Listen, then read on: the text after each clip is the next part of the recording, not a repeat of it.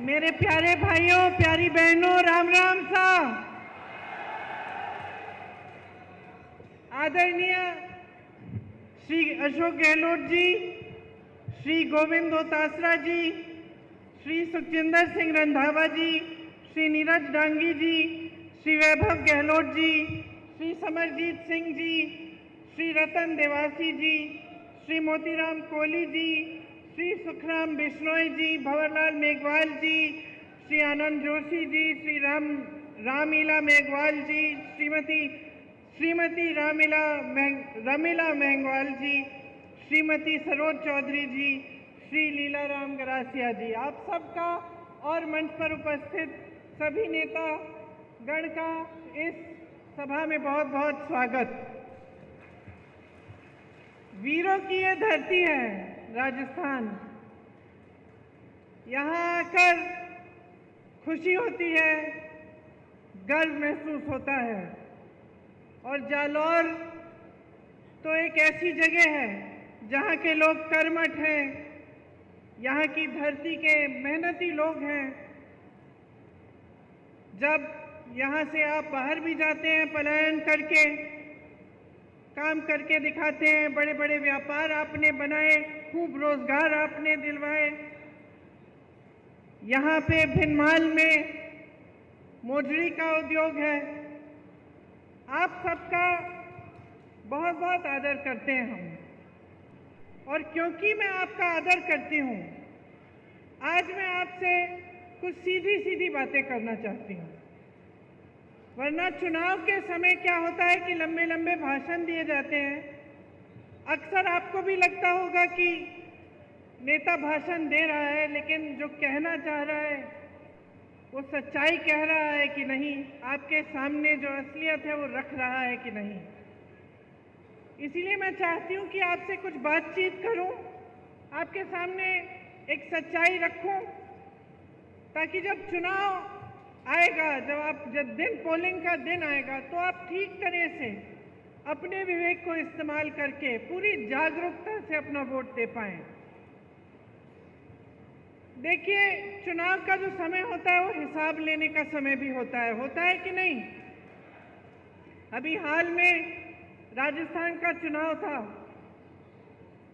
आप अशोक गहलोत जी की सरकार से खुश भी थे, हो सकता है थोड़ा सा शिकवा गिला भी था, इसीलिए आपने सरकार बदली कि नहीं?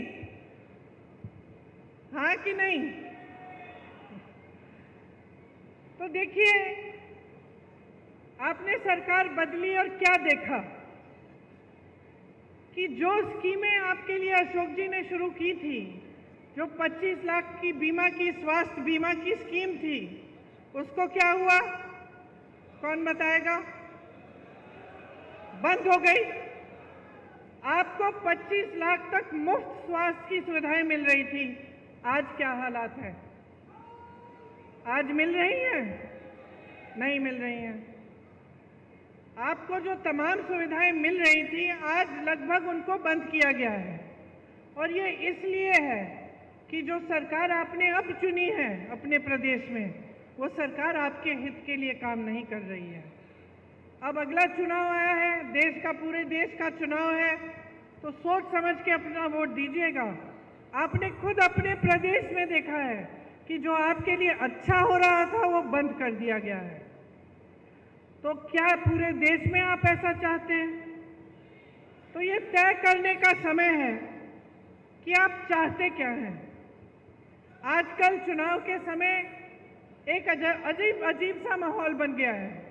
आपने देखा होगा, आपके ध्यान को भटकाने वाली सारी बातें हो रही हैं। बड़े बड़े प्रचार हो रहे हैं, अजीब सी बहकी बातें हो रही हैं। आपने सुना होगा, प्रधानमंत्री जी के भाषण सुने होंगे, कहाँ कहाँ की बातें करते हैं। अभी राजस्थान आए तो अपने भाषण में कह डाले कि आपके जन जन के आराध्य बाबा रामदेव साहब, उनका जन्म कश्मीर में हुआ।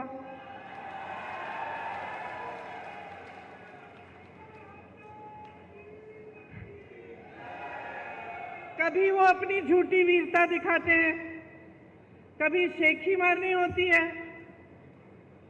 कभी कबीरदास जी को गोरखनाथ जी से मिलवा लेते हैं अपने भाषण में, कभी गटर से गैस बनाते हैं, कभी बादल में मिसाइल छोड़ देते हैं, कभी मांस मछली की बात करते हैं, कभी ईमेल उस समय की बात करते हैं जब ईमेल था ही नहीं, उस जमाने की बात करते हैं कि मैंने तब ईमेल भेजा, कभी हवा में उड़ते हैं तो कभी समुंदर के नीचे चले जाते हैं। अब मैं आपसे एक सीधी सी बात पूछना चाहती हूँ बहनों और भाइयों, आप दूर दूर से यहाँ आए हो एक नेता की बात सुनने के लिए, इन बातों से आपके जीवन का क्या मतलब है बताइए? कोई मतलब है? मेरी बहनें यहाँ बैठी हैं, सबसे बड़ी आपकी समस्या आज क्या है? क्या है? महंगाई है। मुझे लगता है कि कुछ हो गया है मोदी जी को, समझ नहीं पा रहे हैं। क्या होता है ना, कई बार इतनी सत्ता हो जाती है कि लोग सच्चाई बताते ही नहीं हैं, घिर जाता है इंसान, चाहे उसके संघर्ष की कुछ भी उसका अनुभव होता है, लेकिन जब सत्ता इतनी हो जाती है लोग डरते हैं, अधिकारी डरते हैं, जो साथ में काम करते हैं वो डरते हैं कि असलियत ना बताएं, तो वो इंसान कट जाता है जनता से। और मुझे सचमुच लगता है कि मोदी जी कट चुके हैं देश की जनता से। कैसी कैसी बातें कर रहे हैं, जब आपकी समस्याएं सीधी सीधी महंगाई, बेरोजगारी सबसे बड़ी समस्याएं। 10 सालों में आप बताइए मुझे, महंगाई घटी है? बेरोजगारी बढ़ी है कि नहीं? बढ़ी है ना? आपको मालूम है बहनों, आज 45 साल में सबसे ज्यादा बेरोजगारी ये देश देख रहा है। किसकी बदौलत? मोदी जी की 10 साल की सरकार रही है। आज कह रहे हैं कि सिलेंडर को 400 में बिकवाएंगे, तो पिछले इतने सालों से 1200 में क्यों खरीदवाया? मेरी बहनें सिलेंडर भर नहीं पा रही थी, तब कहाँ थे मोदी जी? चुनाव नहीं था ना बहनें, इसलिए चुनाव नहीं था। अब चुनाव आ रहा है तो सिलेंडर का दाम घट रहा है, चुनाव आ रहा है तो महंगाई घटाने की कोशिश हो रही है। नहीं तो अब तक पेट्रोल डीजल के दाम क्या थे? नहीं तो अब तक आप अगर दुकान जाती हैं, आजकल नवरात्रि का समय है, त्योहार का समय है, आप दुकान जाती हैं अपने बच्चों के लिए कपड़े खरीदने के लिए, अच्छे अच्छे कपड़े पहनेंगे इस समय, या कुछ खरीद और जूते खरीदने के लिए, या फिर सब्जी भाजी खरीदने के लिए अगर आप दुकान जाती हैं तो क्या होता है? घबराहट होती है कि नहीं कि आधी चीजें खरीद नहीं पा रही हैं? मुश्किल से आप पैसा इकट्ठा करती हैं। जब कोई बीमार होता है घर में तो इलाज के समय क्या होता है? जमीन बेच देते हैं, अपनी जमीन बेच देते हैं। बच्चों की शादी करानी पड़ती है तो क्या करते हैं? कर्ज लेते हैं। तो जब ये है आपकी स्थिति, जब आपका जीवन हर रोज आप संघर्ष कर रहे हैं, चाहे मेरी बहनें हों, चाहे मेरे भाई हों जो खेती का काम करते हैं, आप बताइए खेती में जो जो सामान आप इस्तेमाल करते हैं वो महंगे हुए हैं कि नहीं? पेट्रोल डीजल तो छोड़िए, लेकिन हर चीज पे आपको जीएसटी देनी पड़ती है कि नहीं? उससे क्या हुआ? आपकी मुश्किलें बढ़ी हैं। खेती किसानी में से जो नौकरियां, जो रोजगार मिलते थे वो बंद हो रहे हैं, क्योंकि खेती से कमाई नहीं हो रही है। जो सामान आपको इस्तेमाल करने होते हैं, चाहे खाद हो चाहे कुछ भी हो, उस पे जीएसटी भर भर के आपकी कमर तोड़ी जा रही है। महंगाई से आप जूझ रहे हैं, आपकी कोई सुनवाई नहीं है। ऐसे कानून लाए थे ये लोग कि सिर्फ बड़े बड़े अरबपतियों के फायदे के कानून। जब किसानों ने आंदोलन किया, दिल्ली में गए, महीनों के लिए सर्दी में बैठे, प्रधानमंत्री जी का घर कुछ किलोमीटर दूर था, प्रधानमंत्री मोदी जी निकले ही नहीं, बात नहीं की, सुनवाई तक नहीं की।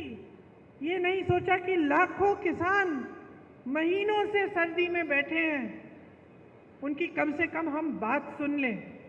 फिर क्या हुआ? उस समय उत्तर प्रदेश का चुनाव आ रहा था। उत्तर प्रदेश का चुनाव आ रहा था, किसान बैठे हुए थे बाहर दिल्ली के, महीने बीत गए, किसी ने पूछा नहीं। जैसे ही चुनाव आने लगा, मोदी जी ने काले कानून रद्द कर दिए। तो आप नीति समझिए और नियत समझिए। इनकी नियत ठीक नहीं है। इनकी नीतियां सिर्फ बड़े बड़े अरबपतियों के लिए हैं। आपने अभी कहा जमीन बेचते हैं अगर जरूरत पड़ती है। आपने कहा किसी की शादी होती है, जमीन बेचनी पड़ती है या कर्ज लेना पड़ता है। आपने देखा होगा कुछ दिनों पहले एक बड़े अरबपति के बेटे की शादी हुई। आपने देखा होगा कि किस धूमधाम से शादी की। ठीक है, बुरी बात नहीं है, जिसको जैसा करना है करे। लेकिन आपने कभी सोचा है कि इतना पैसा कहां से आ रहा है? इतना पैसा कहां से आ रहा है? इतना पैसा इसलिए है इन लोगों के पास क्योंकि मोदी जी ने इनके कर्ज माफ किए हैं। 16,000 करोड़ रुपए के इनके कर्ज माफ किए हैं। अब आप सोचिए, 16,000 रुपए का कर्ज था, माफ किया गया, और जो किसान सड़क पे बैठा हुआ अपना हक मांग रहा था, जो किसान 10,000 रुपए के लिए आत्महत्या कर रहा है, जो किसान कर्ज में डूब रहा है, उसका कर्ज माफ करने की बात ही नहीं।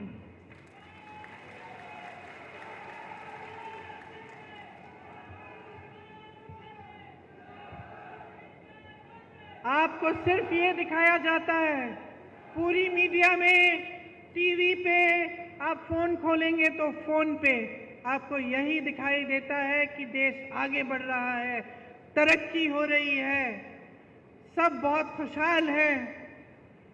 ये सच्चाई है क्या?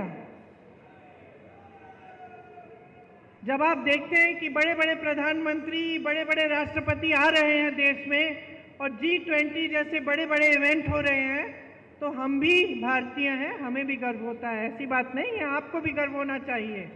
ठीक है, अच्छा है, लेकिन क्या इसका मतलब ये है कि इस देश की एक और असलियत नहीं है?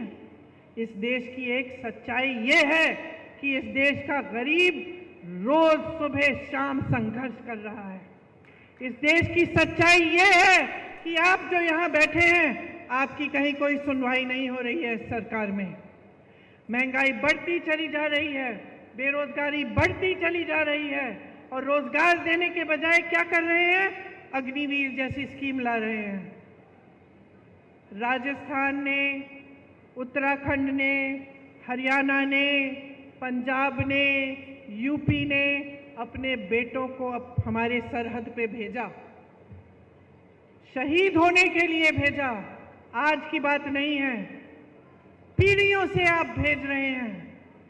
आपके दिलों में देशभक्ति की भावना है, आपके दिलों में देश के लिए प्रेम है।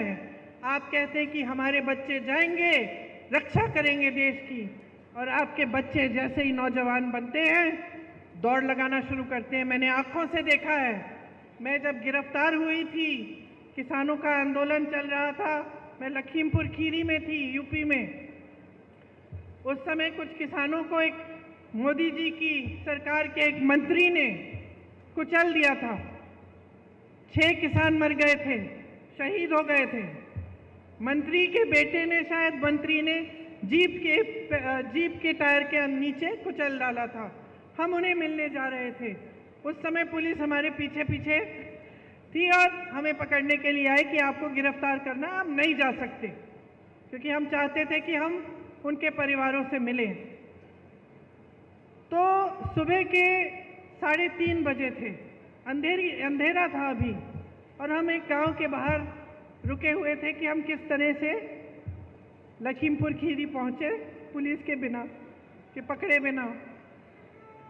उस समय मैंने देखा कि 15-20 लड़के, नौजवान एक ग्रुप में दौड़ लगा रहे हैं। तो अचानक मैंने पूछा कि भाई ये क्या है? अभी तो रात हो रही है, सुबह हुई भी नहीं है, सूरज उगा भी नहीं है, ये बच्चे दौड़ लगाने किस लिए निकले हैं? फिर वो रुके, उन्होंने बातचीत की हमसे, पता चला कि सेना के लिए तैयारी कर रहे थे। इतने इतने से थे, अभी तो उनकी उम्र भी नहीं आई थी सेना में भर्ती होने की, लेकिन तैयारी तब से कर रहे थे। क्या उम्मीदें होंगी उनकी, क्या आशाएं होंगी, दिल में कैसी भावना होगी देशभक्ति की, और ये भी भावना कि अपने माता पिता के लिए बड़े होकर हम कमाएंगे, एक स्थायी रोजगार मिलेगा, सेना में हम भर्ती होंगे, हमारे माता पिता को गर्व होगा और हम उनका देखभाल कर पाएंगे। ये भावना ये मोदी जी समझ ही नहीं पा रहे हैं। जो अग्निवीर जैसी स्कीम निकालते हैं वो ये भावना को समझ नहीं सकते। उन्होंने इन सब आशाओं को चूर चूर कर दिया, इन उम्मीदों को खत्म कर दिया। वो समझे नहीं कि सेना में भर्ती होने का मतलब क्या है नौजवानों के लिए और तमाम देश की जनता के लिए, समझ नहीं पाए। अब उन्होंने वही चीज़ चार सालों की कर ली। 4 सालों के लिए कौन करेगा? एक बच्चा आया हमारे पास मुंबई में, मेरे भाई की यात्रा थी, पास आया, रोने लगा। कहा कि आपको मालूम है 2 बार मैं भर्ती हो चुका हूँ, मेरा नाम आ चुका है सूची में, लेकिन हिम्मत नहीं हो रही है दीदी। 5 सालों के लिए हिम्मत नहीं हो रही है कि मैं ये काम करूं। पिताजी भी कह रहे हैं बेटा छोड़ दो, कोई फायदा नहीं है, 5 सालों के लिए तुम जाओगे, क्या पता क्या होगा, स्थायी तुम्हें रोजगार नहीं मिल रहा है, पूरे जीवन के लिए तुम कमा नहीं पाओगे, वापस आओगे तो क्या होगा। तो अब ये स्थिति हो गई है कि रोजगार बनाने के बजाय आप रोजगार घटा रहे हैं। खेती से रोजगार बनता था, आज खेती में कमाई नहीं बची। छोटे छोटे जो कारोबार थे, छोटे बिजनेस थे, जो यहाँ के इतने सारे व्यापारी हैं, आप रोजगार बनाते थे, आज आपकी मुश्किलें बढ़ गई हैं।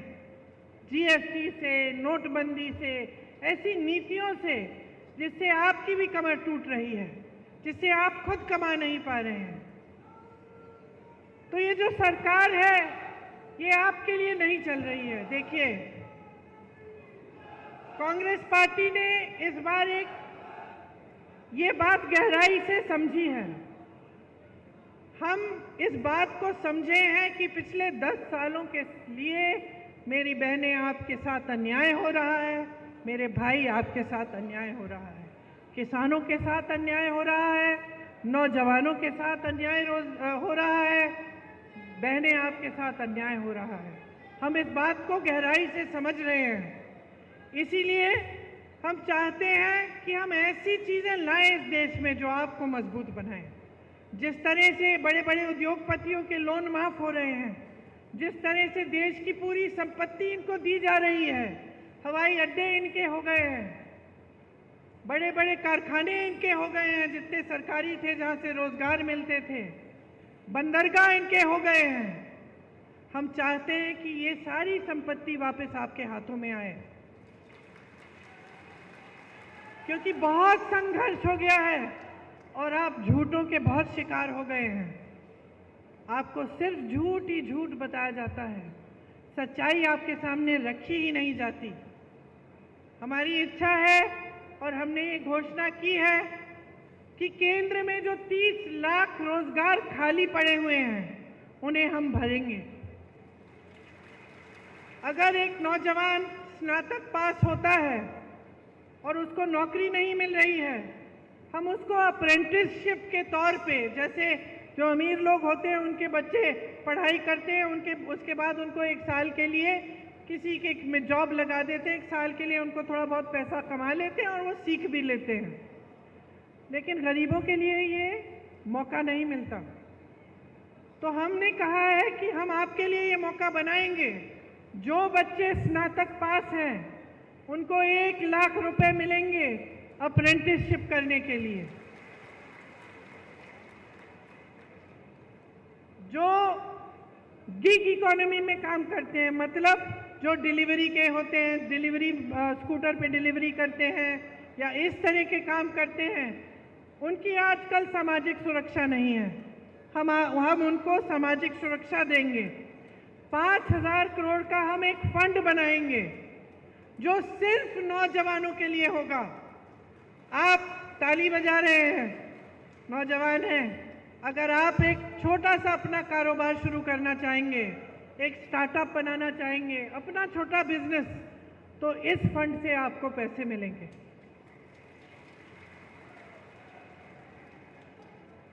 आपको मालूम है पेपर लीक की बड़ी समस्या है। गहलोत जी भी जानते हैं कि राजस्थान में भी पेपर लीक हुए थे और ये एक बड़ी समस्या पूरे देश में है, सिर्फ एक प्रदेश की समस्या नहीं है। और बहुत इसको रुकवाने की कोशिश चाहे कितना भी की होगी गहलोत जी ने, लेकिन फिर भी बार बार ये हो रहा था और पूरे देश में ये एक सिलसिला बन गया है कि जहाँ जहाँ आप इम्तिहान दे रहे हैं रोजगार के लिए, वो पेपर लीक हो रहे हैं, उनमें घोटाले हो रहे हैं, 20-20 लाख के लिए नौकरियां बिक रही हैं। तो इसको रोकने के लिए हम पूरे देश भर में एक कानून लागू करेंगे और एक सख्त कानून होगा। एक जॉब कैलेंडर निकालेंगे। जॉब कैलेंडर का मतलब कि जिस दिन आपकी नियुक्ति होगी, जिस दिन आपका एग्जाम होगा, जिस दिन एग्जाम का रिजल्ट आएगा, वो पहले से तय करके जॉब कैलेंडर में आपको पता चलेगा। अगर किसी अधिकारी ने या किसी ने बेईमानी करने की कोशिश की, इधर उधर करने की कोशिश की, तो उस पर सख्त कार्रवाई होगी। ये कानून लाएंगे हम चाहते हैं कि आप अपने पैरों पे खड़े हों।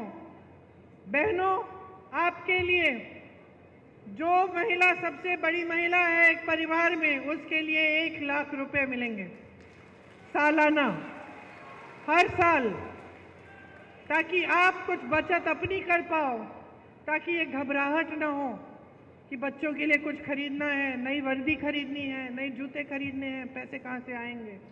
इसीलिए हम आपको सशक्त बनाने के लिए ये कर रहे हैं। और जितनी भी सरकारी नौकरियां हैं पूरे देश भर में, उनमें से 50% महिलाओं को देंगे।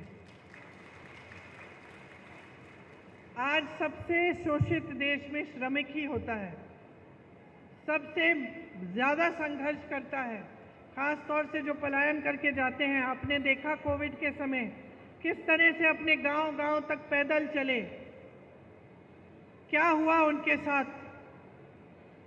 उनके साथ जैसे मैंने कहा, सुरक्षा नहीं होती है, वेतन भी जो जी चाहे वो दे देते हैं जो ठेकेदार होते हैं। तो हम चाहते हैं कि खास श्रमिकों के लिए स्वास्थ्य का अधिकार हम कानूनी गारंटी बनाएंगे, ताकि जांच से इलाज तक पूरी सेहत और देखभाल उनको मुफ्त में मिलेगी। राष्ट्रीय न्यूनतम मजदूरी हम तय करना चाहते हैं, ताकि आपको 400 रुपए प्रतिदिन के कम से कम कोई नहीं दे पाएगा।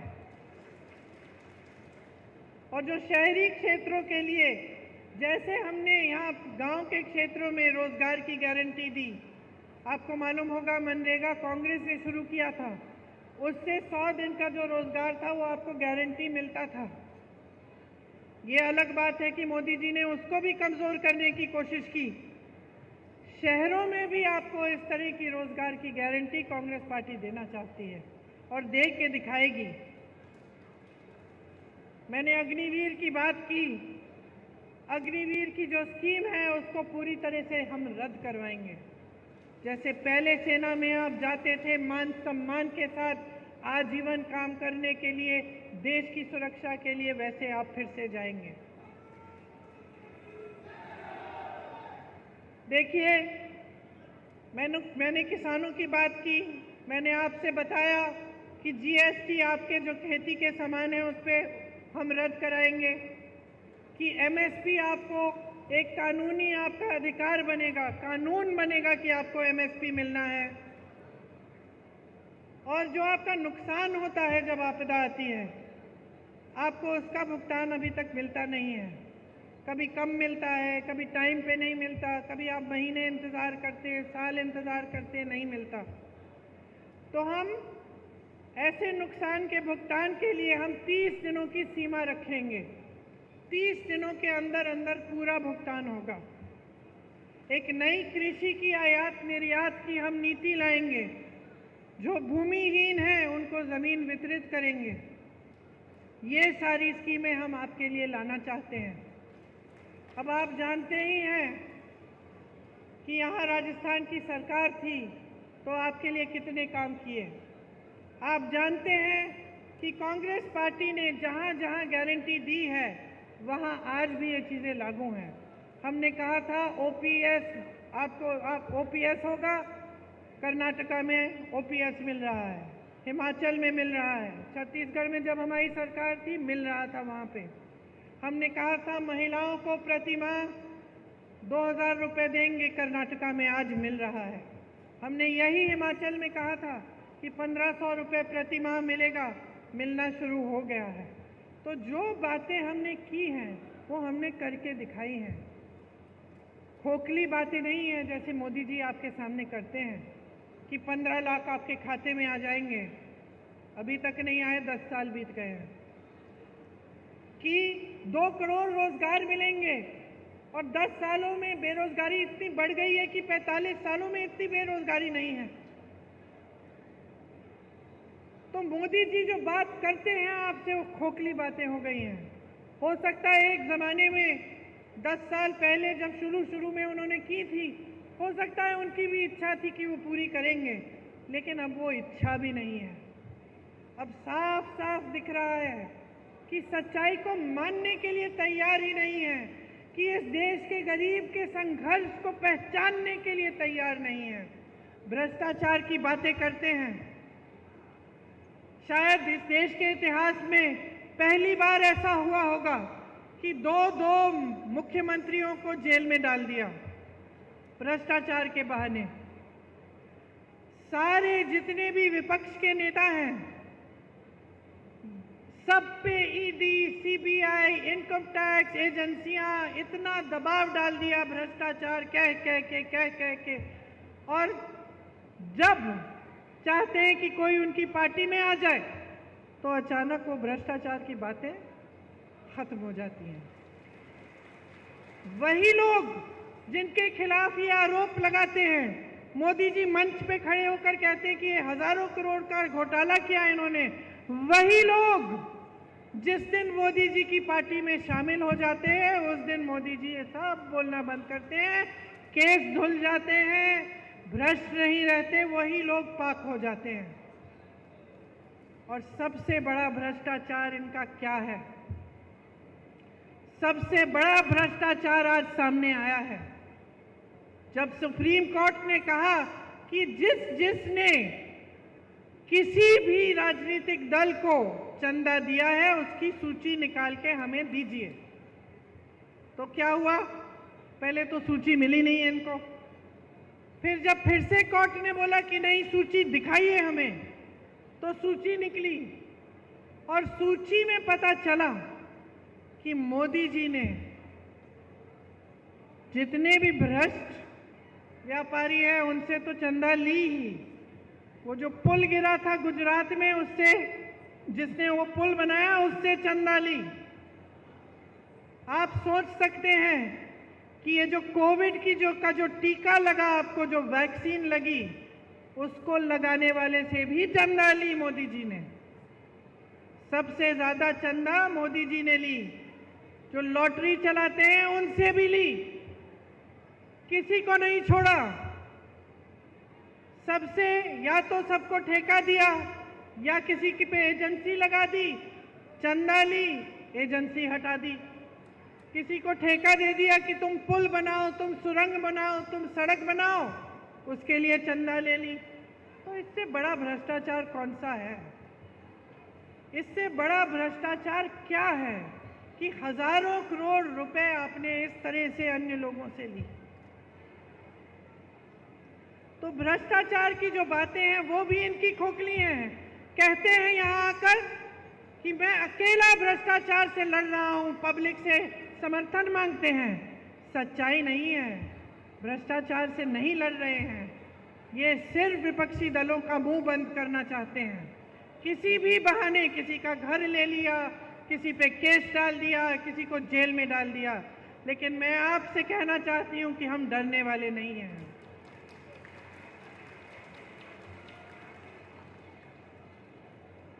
हम डरने वाले नहीं हैं, हम अपने रास्ते से भटकने वाले नहीं हैं। हम आपके लिए लड़ते रहेंगे, आपके लिए काम करते रहेंगे और आपकी सेवा करते रहेंगे। यही हमारा धर्म है और असली धर्म यही होता है। हर नेता का यही धर्म होना चाहिए। धर्म की बहुत बातें सुनते हैं आप, धर्म के नाम पे आपको बहकाया जाता है, लेकिन धर्म के नाम को जो अपनी सत्ता के लिए इस्तेमाल करता है वो धार्मिक नहीं होता है। धार्मिक इंसान वो होता है मेरी बहनें जो सेवा को समझता है, जो अपने पास वाले को, जो भाई बहनों की मदद करता है, जो सच्चाई बोलता है और जो धर्म का इस्तेमाल अपने लिए नहीं लेकिन लोगों की भलाई के लिए करता है। इसीलिए मैं खास आपसे आग्रह करने आई हूँ आज कि इनकी बातों में मत पड़िए। बहुत हो चुका है। आपने 10 साल अपना अनुभव देखा है, आपने संघर्ष किया है। इस बार इस चुनाव में आपका वोट किसी एक नेता को नहीं मिलना चाहिए। आपका वोट अपने ही पक्ष में जाना चाहिए। आपका वोट अपने लिए लगना चाहिए, डलना चाहिए। अपने बारे में सोचिए। 10 साल गुजर गए हैं, आपके बच्चे बड़े हो रहे हैं, आप मेहनत से कमा के उनको पढ़ा रहे हैं, लिखा रहे हैं, रोजगार नहीं मिल रहा है, घोटाले हो रहे हैं, खेती में कमाई नहीं हो रही है, महंगाई बढ़ रही है। क्या 5 साल और आप ये चाहते हैं? आप ऐसी सरकार चाहते हैं जो ऊपर से ऐसे दिखे कि आपको सोने का कोई डब्बा दे रहा है, डब्बा खोला तो कुछ खाली है, सब कुछ खाली है, और खूब प्रचार के साथ ये कहा जा रहा है कि आपको दे रहे हैं, दे रहे हैं, दे रहे हैं। इस गलतफहमी में मत पड़िए। अगर आपको दिया होता तो आज ये आपकी परिस्थिति नहीं होती। अगर आपको सचमुच एक सरकार मिली होती जो आपके हित में काम कर रही होती तो आपकी आज ये परिस्थिति नहीं होती कि आप महंगाई से जूझ रहे हैं, कि आप गरीबी के दलदल में फंसे हुए हैं। आपको इस दलदल से निकलना है तो एक ऐसी सरकार लाइए जो आपके लिए काम करे, जो आपको गरीबी से निकाले। आपको मालूम नहीं होगा कि कांग्रेस की सरकार ने करोड़ों लोगों को गरीबी से निकाला और बीजेपी की ये जो सरकार है वापस उनको गरीबी में ढकेला है। तो आप समझिए इन बातों को गहराई से। मेरी तो यही आग्रह है कि ध्यान से आप हर चीज को समझिए, अपने जीवन को देखिए। तरक्की आई नहीं आई, तरक्की नहीं आई है 10 सालों में तो फिर से ये सरकार मत लाइए, क्योंकि कुछ बदलेगा नहीं। अगर आप बदलाव लाना चाहते हैं, अपने देश को सचमुच आगे बढ़ाना चाहते हैं, तो सबसे पहले आपको खुद आगे बढ़ना पड़ेगा। अगर आप अपने पैरों पे खड़े नहीं होंगे तो ये देश किसी G20 से, बड़े बड़े इवेंटों से आगे नहीं बढ़ सकता। इस देश का गरीब जब सक्षम होगा, इस देश का एक एक नौजवान जब अपने पैरों पे खड़ा होगा, जब एक एक महिला पढ़ी लिखी होगी, जब उसको भी रोजगार मिलेगा, जब देश का किसान गर्व से कह पाएगा कि आज मैंने इतना कमाया अपनी खेती से, अपने बच्चों की भूख मिटाई है अपनी खेती से, तभी ये देश सक्षम होगा, तभी ये देश आगे बढ़ पाएगा।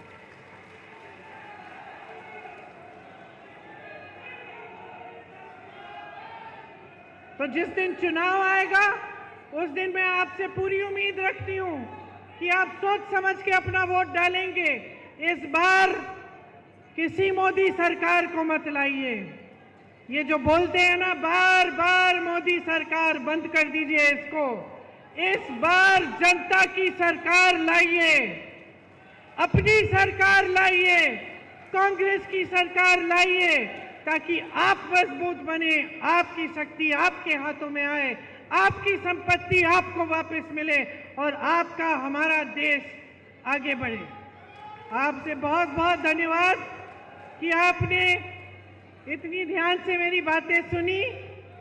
मेरी बहनों को घर भी जाना पड़ेगा तो मैं आपको छोड़ती हूँ अब, और आपसे आग्रह फिर से करती हूँ कि आपने जिस तरह से मेरी बातें ध्यान से सुनी हैं उतने ही ध्यान से एकदम जैसे अर्जुन की आंख, मछली की आंख पर अर्जुन का निशाना, अर्जुन का ध्यान रहता था, उसी तरह से अपना ध्यान अपने ऊपर रखिए, अपने विकास के ऊपर रखिए। हिसाब मांगिए मोदी जी से और इनकी सरकार बदल डालिए। जय हिंद।